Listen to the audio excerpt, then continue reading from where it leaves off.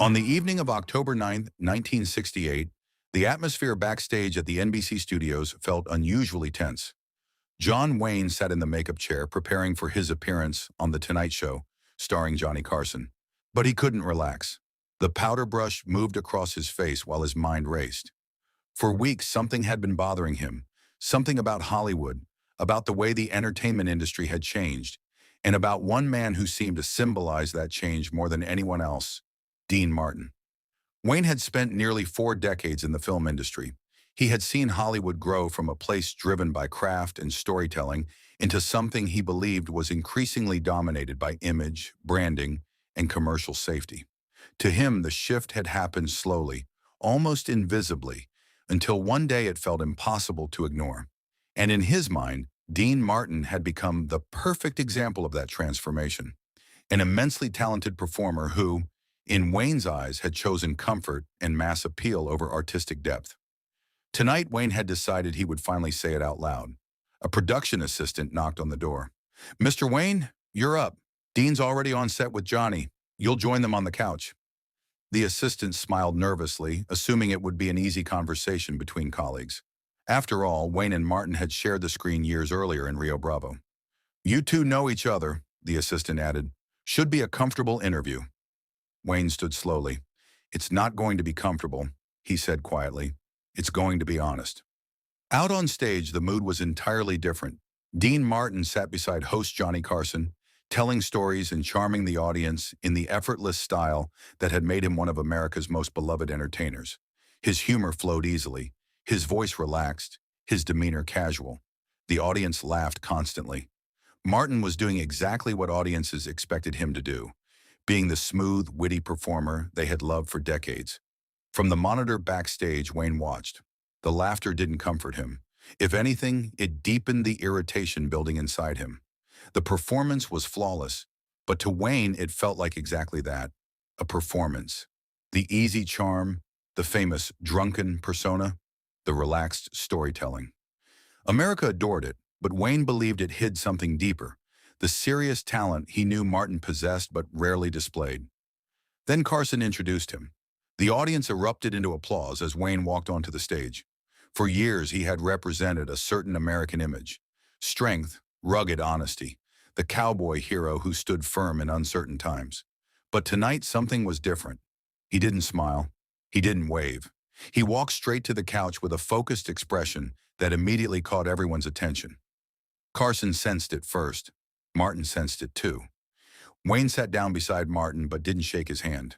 The lack of even the smallest greeting created an instant tension in the room. Carson tried to guide the conversation gently. "Duke, great to have you here," he began. "You and Dean worked together in Rio Bravo. That film had wonderful chemistry between you two. What was that experience like?" Wayne turned slowly toward Martin and studied him for a moment before answering. "That was 20 years ago," he said. "Things were different then. Hollywood was different. People cared about authenticity, about the work." The audience grew quiet. Wayne continued, his voice calm but firm. "Now it's all image, all performance, all product, and Dean here represents that perfectly." The tension became unmistakable. Carson tried to soften the moment. "Well, Dean's had quite a career. Films, television, music. The audience seems to enjoy it." "That's exactly the point," Wayne replied. "He's not an artist anymore. He's a brand." The room went completely silent. Wayne spoke without raising his voice, but every word landed with force. He criticized Martin's famous drunken stage persona, describing it as a carefully crafted act designed to sell.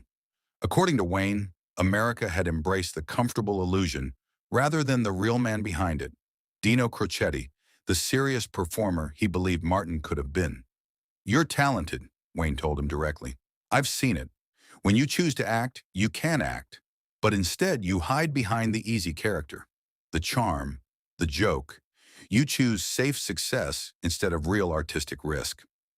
The audience barely moved. It felt less like a television interview and more like a personal confrontation unfolding in public. Yet through the entire speech, Dean Martin remained calm. He didn't interrupt. He didn't argue. He simply listened.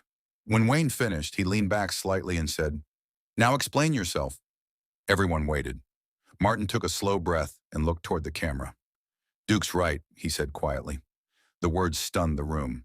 Instead of defending himself, Martin openly agreed with every criticism.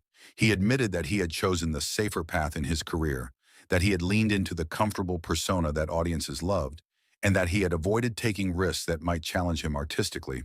But then he explained why. He began talking about his childhood in Steubenville, Ohio, growing up in a poor immigrant family where money was never certain. His father worked as a barber, and the family struggled constantly.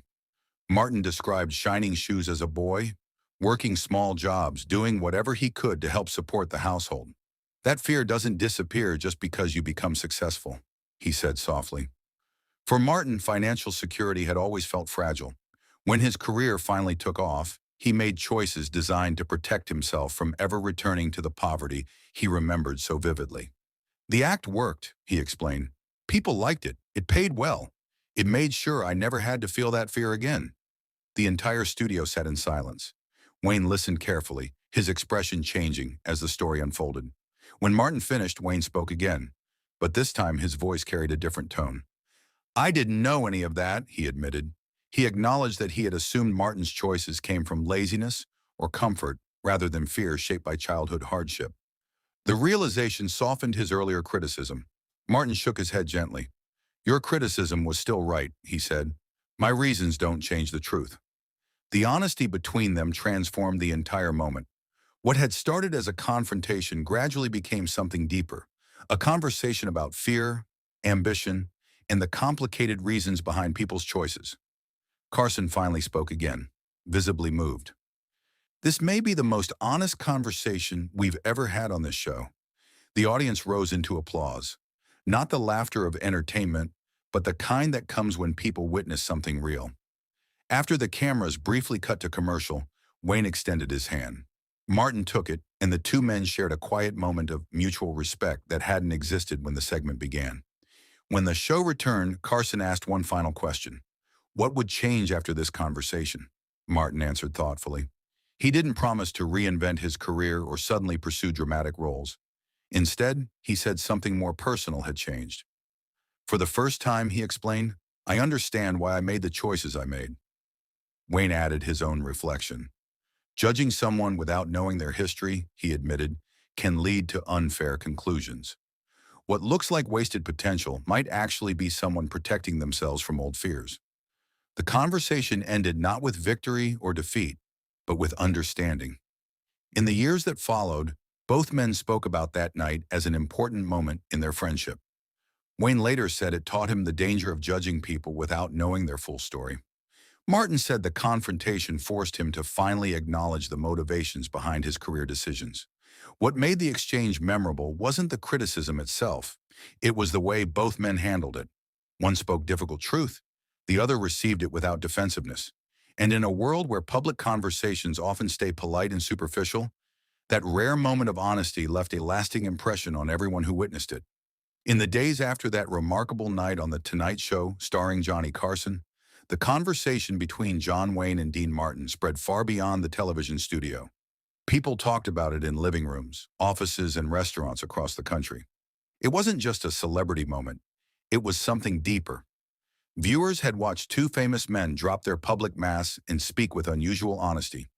Wayne's willingness to confront what he believed, and Martin's calm acceptance of that criticism, gave the audience something rare, a glimpse of real human vulnerability behind Hollywood's polished image.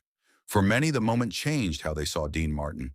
Beneath the smooth charm and relaxed humor was a man shaped by hardship and driven by a quiet fear of losing everything. And for Wayne, the night became a reminder that understanding someone's story often reveals truths far more complicated than first impressions.